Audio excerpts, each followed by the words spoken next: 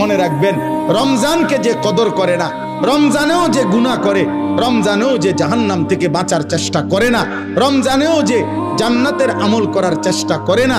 ভাই আমার, ছেলেরা আমার, বাবা আমার, পর্দার আড়ালের মা বোন আমার, সবাইকে এই শেষ কথা বলি। আল্লাহ রসুল বলছে, জিব্রাইল আইসা